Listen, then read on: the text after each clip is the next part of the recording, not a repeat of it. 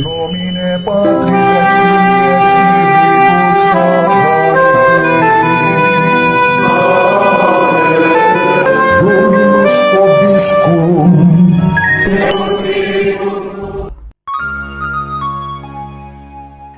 Sahabat peradaban kasih ekologis yang terkasih, selamat berjumpa dalam renungan harian bersama saya, Romo Alois Budi Purnomo PR, melalui channel ini. Semoga panjenengan selalu sehat, tetap semangat tanpa sambat, selalu bahagia, kebahagiaan yang bersumber dari Tuhan Allah kita. Hari ini adalah hari Jumat sesudah Rabu Abu. Mari kita awali perjumpaan kita dengan bersatu di dalam doa. Allah Bapa yang Maha Kudus, persembahan yang Kau kehendaki ialah jiwa yang hancur, begitupun hati yang remuk redam tidak akan Kau pandang hina. Ajarilah kami berpantang dan berpuasa, dan rela berbuat amal, serta saling membantu, sebagai putri-putri Bapa yang satu dan sama. Semoga kami Kau beri hati yang tulus ikhlas, bahkan kerendahan hati untuk tidak mudah menghakimi sesama. Semoga kami selalu terbuka pada berbagai hal yang di luar dugaan kami, dan kami dengan rendah hati berani menerima itu sebagai kehendak-Mu, karena Engkau mampu menulis tetap tegak lurus, kendati harus ditulis di jalan hidup kami yang bengkok-bengkok. Ajarilah kami bertobat dari kedalaman hati yang jujur, demi Kristus Tuhan dan pengantara kami yang hidup dan berkuasa bersama Dikau dalam persekutuan Roh Kudus, Allah yang Maha Esa sepanjang segala masa. Amin. Sahabat peradaban kasih ekologis yang terkasih, mari kita baca bacaan yang pertama dari kitab Nabi Yesaya bab 58 ayat 1 sampai 9a. Beginilah firman Tuhan Allah, serukanlah kuat-kuat, janganlah tahan-tahan. Nyaringkanlah suaramu bagaikan sangkakala, beritahukanlah kepada umatku pelanggaran mereka, dan kepada kaum keturunan Yakub dosa mereka. Memang setiap hari mereka mencari aku, dan suka untuk mengenal segala jalanku, seperti bangsa yang berlaku benar dan tidak meninggalkan hukum Allahnya. Mereka menanyai aku tentang hukum-hukum yang benar. Mereka suka mendekat menghadap Allah dan bertanya, "Kami berpuasa, mengapa Engkau tidak mengindahkannya juga? Kami merendahkan diri, mengapa Engkau tidak mengindahkan juga? Camkanlah pada hari puasamu, engkau masih tetap mengurus urusanmu, dan kamu mendesak-desak semua buruhmu. Sesungguhnya kamu berpuasa sambil membantah dan berkelahi, serta memukul dengan tinju dengan tidak semena-mena. Dengan cara berpuasa seperti ini, suaramu tidak akan didengar di tempat tinggi. Inikah puasa yang ku kehendaki? Mengadakan hari merendahkan diri, menundukkan kepala seperti gelagah, dan membentangkan kain karung serta abu sebagai lapak tidur? Itukah yang kau sebutkan berpuasa? Mengadakan hari yang berkenan pada Tuhan? Bukan.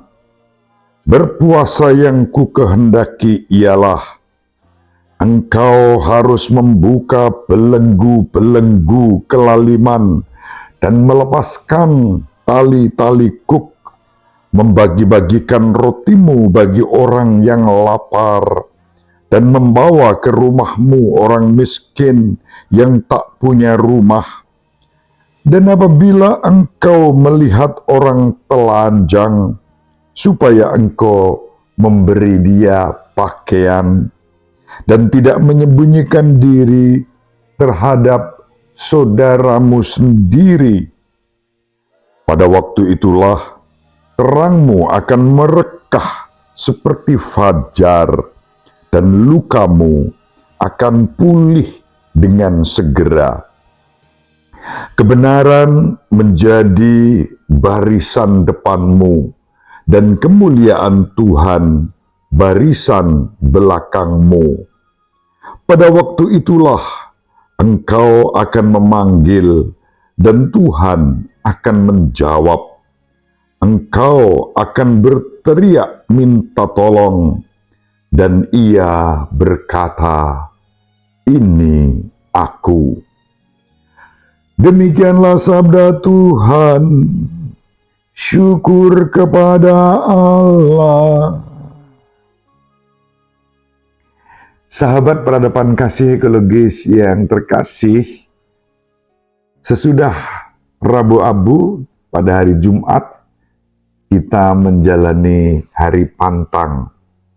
Meskipun secara hukum, puasa adalah 2 kali pada hari Rabu Abu dan nanti pada hari Jumat Agung, tetapi tentu hal yang baik kalau kita berpuasa bisa semakin banyak waktu kecuali hari Minggu atau hari Jumat yang disamakan dengan hari Minggu karena merupakan pesta dan perayaan. Namun demikian, kita diajak sepanjang tahun pada hari Jumat juga bisa berpuasa. Hari ini kita membaca cara puasa yang berkenan kepada Allah sebagaimana diwartakan oleh Nabi Yesaya, yang tampaknya kalau kita rasa-rasakan apa yang disampaikan oleh Nabi Yesaya itu begitu keras, galak. Puasa yang dikehendaki oleh Allah adalah puasa yang berbuah pada keadilan, pada kebenaran, pada kemurahan hati terhadap mereka yang menderita.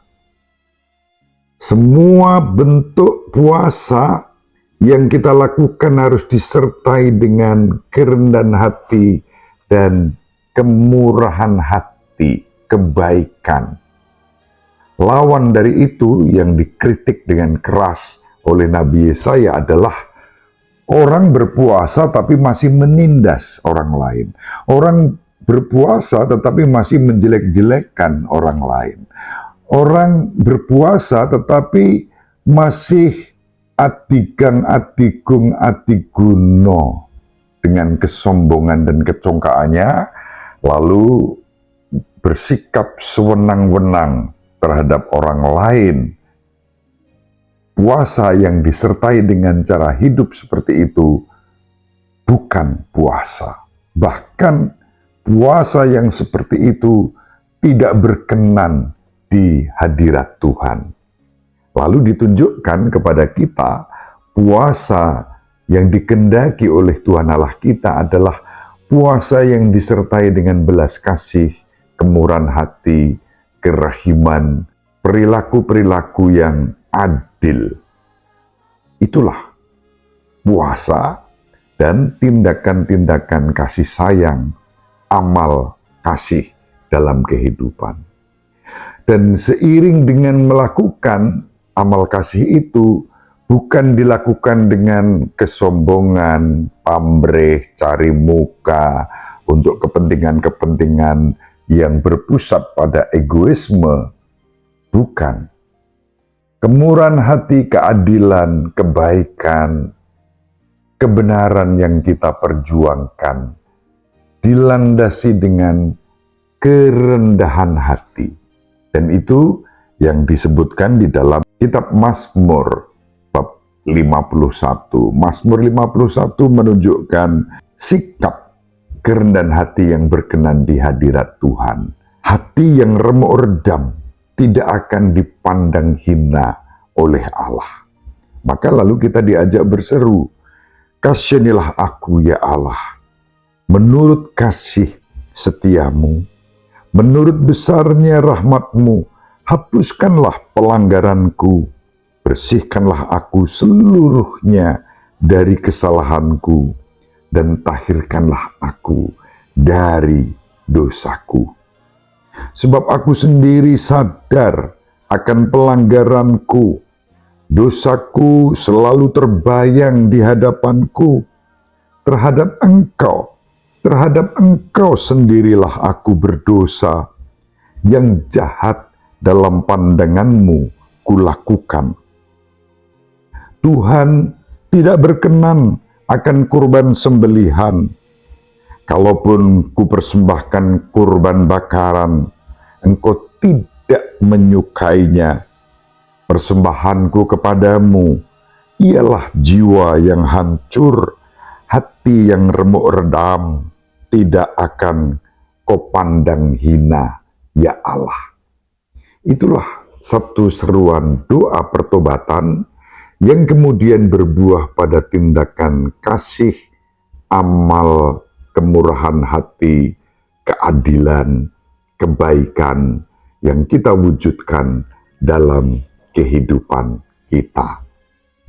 Sahabat peradaban kasih ekologis yang terkasih, kita membutuhkan sekarang ini pertobatan sosial.